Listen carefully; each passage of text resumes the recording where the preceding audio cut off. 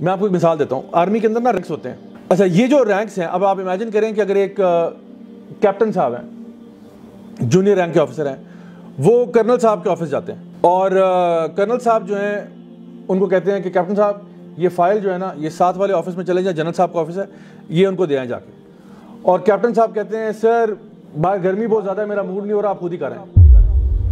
کیا کہتے ہیں؟ باہر گرمی بہت زیادہ ہے, میرا موڈ نہیں ہو رہا, آپ خود کریں, فائل ہی تو دینی ہے. تو کرنل صاحب کیا سلوک کریں گے جی کیپٹن صاحب کے ساتھ؟ ان کا ہوگا جناب کورٹ مارشل, اور ان کو ڈسگریسفلی ریلیگیٹ کر دیا جائے گا آرمی سے, دھکے مار کے باہر نکالا جائے گا. کیوں؟ کیونکہ آپ نے ایک سپیریئر آفیسر کی بات نہیں مانی. جب اس کا کورٹ مارشل ہوگا نا تو جج یہ نہیں دیکھے گا کہ بھئی حکم کتنا چھوٹا تھا, وہ دیکھا تمہاری مجال کیسے ہوئی سپیریئر آفیسر کے آرڈر کو تم نے ڈینائی کیا. How dare you. یہ بات ہو رہی ہے انسانوں کی. اب سوچیں کہ رب کائنات آپ کو حکم دے اور آپ کہیں اللہ میرا موڈ نہیں ہو رہا, آپ خود ہی کر. اب بنتا کہ نہیں کورٹ مارشل؟ دنیا میں اگر ہم کسی کو نافرمانی کرتے ہیں تو ہمیں تو پھینٹی چڑھ جاتی ہے, تو آخرت میں کوئی پھینٹی نہیں.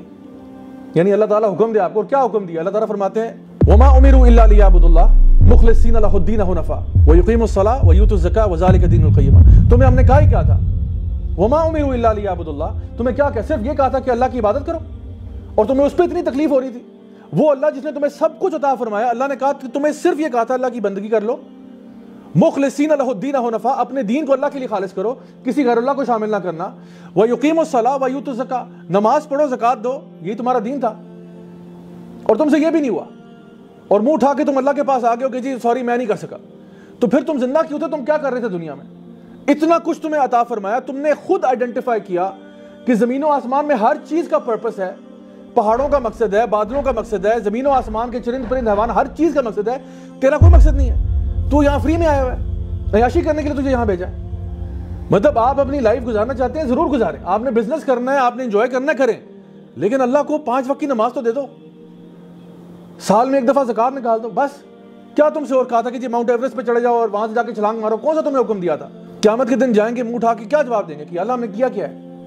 اللہ تعالیٰ پوچھے گا تجھے میں نے ہر قسم کی نعمت عطا فرمائی, تجھے میں نے اولاد دی, تجھے میں نے خاندان دیا, تجھے میں نے کھانے پینے کی صلاحیت دی, ہر چیز تجھے عطا فرمائی, اور تو مطلب تھینک لیس ایٹیٹیوڈ. جو میں نے آپ سے کہا تھا نا کہ آپ کسی دوست کو گفٹ دیتے ہیں, وہ آگے سے منہ بنا کے منہ پھیر لے, تو کم از کم اس کے بارے میں آپ کہیں گے کہ انسان روڈ ہے. تو ہماری روڈنس کا کیا اندازہ ہے کہ اللہ تعالیٰ ہمیں دیے جا رہا ہے, اور ہم آگے سے بالکل جو ہے نا وہ نو کیئر ایٹیٹیوڈ ہوا ہے, آئی ڈونٹ کیئر. اور اللہ تعالیٰ ہمیں مہلت بھی بہت دیتا ہے. یہ نہیں ہوتا کہ پہلی دفعہ نافرمانی کی اور اللہ تعالیٰ آپ کو تباہ و برباد کر دے, ایسا نہیں ہوتا. اللہ انسان کو بار بار مہلت دیتا ہے, لیکن جب انسان خود ہی ثابت کر دے کہ میں ڈیزرونگ ہی نہیں ہوں, تو پھر ایسے لوگوں کے لیے پنشمنٹس ہیں.